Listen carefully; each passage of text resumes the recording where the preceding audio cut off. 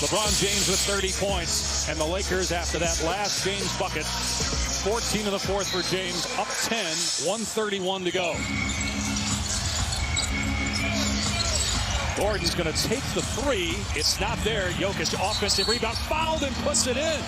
It's down to 8 and a chance for Denver to get within 7. 32 points, 14 rebounds, 13 assists for Nikola Jokic. And not even his best game, right? Efficiency-wise, but just he's a load. He's just, again, the touch. I just am amazed. We've covered, I feel like we've done Denver for our last 7 games.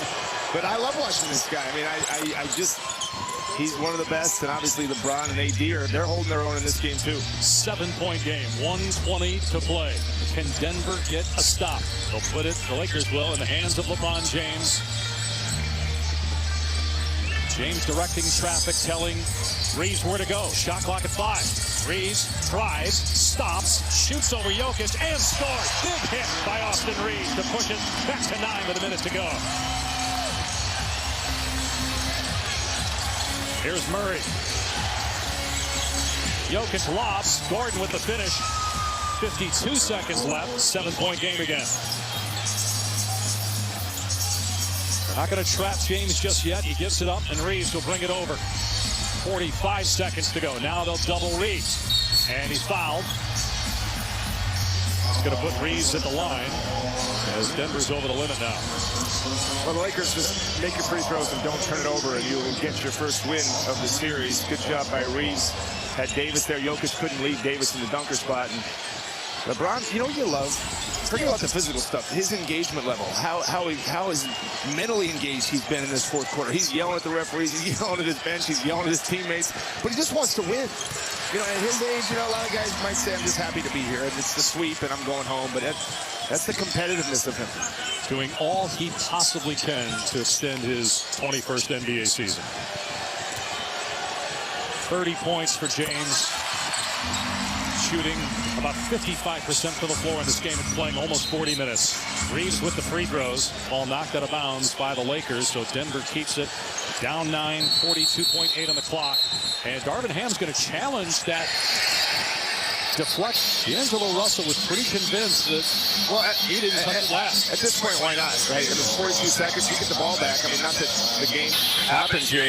Russell, he feels like he didn't do anything, but yeah, you know, the thing about these things is normally the officials would call this off Russell, but now you've got these angles where you can watch where the last fingertip. Right. And it used to be prior to replay days, this was automatically off D'Angelo Russell. But now that we have these angles, if you're playing pickup, if you're doing anything that doesn't have replay, everybody knows, oh, this is off D'Angelo Russell. He knocked it out of bounds.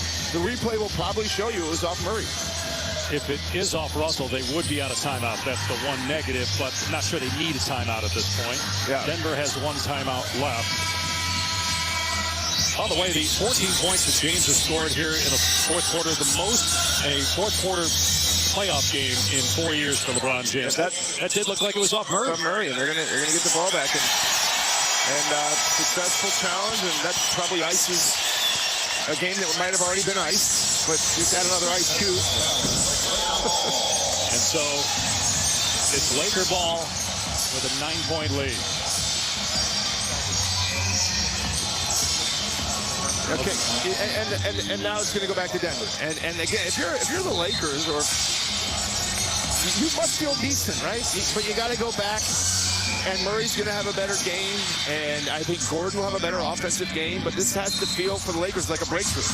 Although they don't have history on their side, obviously no team has ever overcome a 3-0 series deficit in the NBA playoffs, come back to win. And they also have to be kicking themselves, especially blowing the 20-point lead on the road in Game 2. Imagine if they just held on to one of the 3 double-digit leads. Yeah, this series would be tied. I always say, you know, having watched as many playoff games as I got to luckily do with the Warriors, you can't give away playoff games.